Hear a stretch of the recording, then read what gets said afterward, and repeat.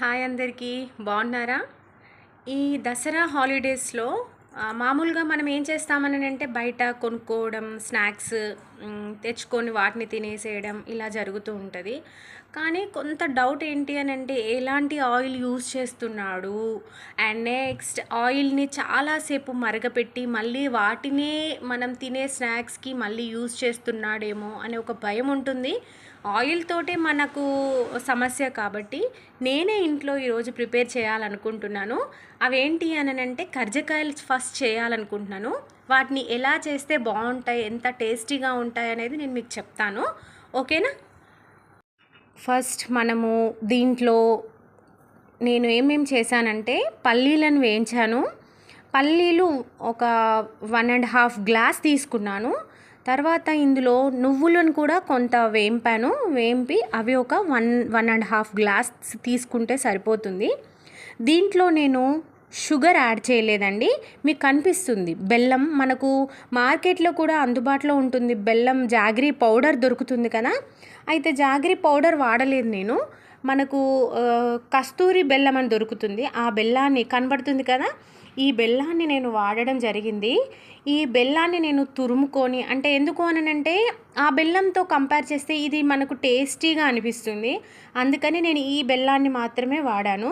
చిన్నగా చాక్ తోటి జస్ట్ ఇట్లా చాప్ చేస్తూ ఉంటే అది మనకు పౌడర్గా ఇలా, అంటే కొంత చిన్నగా మనకు బాల్స్ లాగా తగులుతాయి. అది మనకు ఫ్రై చేసుకుంటే సరిపోతుంది. దీంట్లో నెక్స్ట్ కొబ్బరి తురుమును వాడాను. నేనే ఇంట్లో ప్రిపేర్ చేసుకున్నాను. దీనికి తోడు నేను కొంత రవ్వను వేంపి, ఆయిల్ కూడా కాదు, నేనేం వాడాను అనంటే ములకనూరు నెయ్యిని వాడాను. ఇది మనకు చిన్న షాషెట్ మనకు అందుబాటులో ఉంటుంది. ఇది 165కి ఇచ్చాడు నాకు. ఈ నెయ్యిని నేనేం చేశాను అనంటే కొంత పోసి నేను ఫ్రై చేసుకున్నాను రవ్వని. దానితో పాటు కొన్ని డ్రై ఫ్రూట్స్ని కూడా వేసాను ఇందులో. ఏంటి అంటే బాదం, జీడిపప్పుని కొంత వేంపి, మీకు కనిపిస్తాయి నాకు తెలిసి. ఇది చూడండి, ఇది బాదాం పలికే, ఇది బాదామే. ఇది నెక్స్ట్ జీడిపప్పును కూడా వాడాను. జీడిపప్పును బాదం జస్ట్ లైట్గా ఒక గ్రైండ్ చేశాను. అది పల్లీలు, నువ్వులు ఇవి లైట్గా ఒక గ్రైండ్ చేసి ఈ స్టఫ్ని అంతా కలిపి పెట్టుకున్నాను. ఇలా కలిపి పెట్టుకున్న తర్వాత నెక్స్ట్ చూడండి మీకు ఎంత చక్కగా కనిపిస్తుందో. ప్రతి ఇంగ్రీడియంట్ కూడా నేను బాగా గ్రైండ్ చేయలేదు, రవ్వలు వచ్చే విధంగా నేను గ్రైండ్ చేశాను. ఇందులో మనకు కొబ్బరి పొడి, బెల్లం, పల్లీలు పలుకులుగా మనకు తగులుతుంది. నెక్స్ట్ అలాగే నేను కంప్లీట్గా మైదా పిండిని వాడలేదు. ఇందులో నేనేం చేశాను అనంటే ఇలా పిండి, ఇది గోధుమ పిండి, మీకు కొంత బ్రౌన్ కలర్ కనిపిస్తుంది కదా, బ్రౌన్ గోధుమ పిండి ఒక గ్లాస్, 2 గ్లాస్ మైదా, నెక్స్ట్ 1/2 గ్లాస్ రవ్వను వాడాను. సూజీ రవ్వ అని దొరుకుతుంది కదా మనకు, ఆ రవ్వను వాడాను. ఇందులో వేడివేడిగా మళ్ళీ సేమ్ నేనేం చేశానంటే మళ్ళీ ఈ నెయ్యిని కొంత తీసుకొని వేడి చేయడం జరిగింది. ఆ వేడి చేశాక దీంట్లో మొత్తం కలిపి కాసేపు ఇట్లా పిండి ముద్దను తయారు చేసుకొని నీటితోటి, కొంత నేను సాల్ట్ని యాడ్ చేశాను ఇందులో, కలిపి ఒక గంట నానబెట్టుకుంటే మనకు పూరీ చేయడం చాలా చక్కగా వస్తుంది.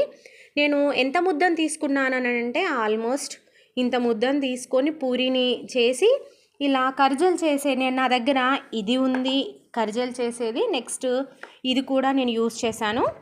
ఈ రెండిటితోటి నేను కర్జలు చేస్తూ ఇందులో స్టఫింగ్ చేశాను. స్టఫింగ్ చేసుకున్న తర్వాత నాకు క్వాంటిటీ చిన్న సైజు, అంటే ఈ సైజు క్వాంటిటీ ఇంత వచ్చింది. ఇంకా చిన్న సైజు నేను ప్రిపేర్ చేయలేదు. ఇవన్నీ చేశాక మనం ఏం చేయాలి అని అంటే, నేను ఏం ఆయిల్ యూస్ చేస్తున్నాను అనంటే పల్లి నూనె యూస్ చేయట్లేదు. నేను ఫ్రీడమ్ రిఫైన్డ్ సన్ఫ్లవర్ ఆయిల్, మీరు మార్కెట్లో, నేనైతే ఫ్రీడమ్ రిఫైన్డ్ సన్ఫ్లవర్ ఆయిల్ని యూస్ చేస్తున్నాను. ఈ ఆయిల్ని యూస్ చేసి నేను ఈ కర్జలు ఏవైతే ఉన్నాయో వాటిని స్లోగా, అంటే సిమ్లో పెట్టి నేను వేంపుకుంటాను. అది కూడా నేను మీకు చూపిస్తాను. ఇలా నాకు ఈ పిండి అయిపోయేంత వరకు కర్జలు అయ్యాక నేను వేంపుతాను. కాసేపు ఇవి చేసుకుంటూ పోతాను. నెక్స్ట్ వేంపడం జరుగుతుంది. ఆయిల్ వేడైంది అనేసి మనం చెక్ చేసుకుందాము. ఆయిల్ పెట్టాను కదా, ఒకసారి చూద్దాం. ఆల్మోస్ట్ వేడైనట్టే,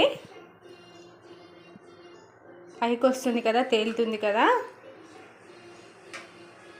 మనం చేసే ప్రతి ఒక్క పదార్థము ఫస్ట్ కొంచెము అగ్నికి ఇస్తాం కదా. ఫస్ట్ ఇలా నేను పెట్టేసి చేస్తున్నాను. నెక్స్ట్ ఇప్పుడు ఒక్కొక్కటి మెల్లిగా వేస్తూ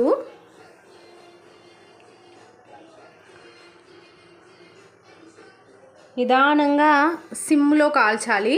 ఎందుకు అనంటే సిమ్లో కాల్చడం వల్ల లోపల ఉన్న పూరి అంతా కూడా మంచిగా బాయిల్ అవుతుంది.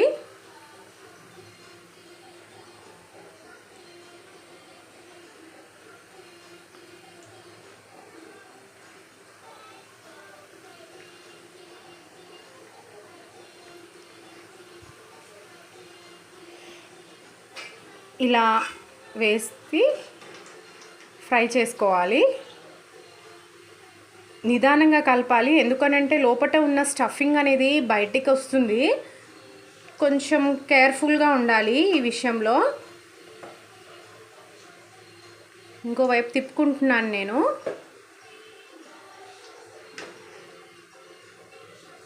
కొంచెం బ్రౌన్ కలర్ వచ్చేంత వరకు వీటిని ఫ్రై చేసుకుందాం.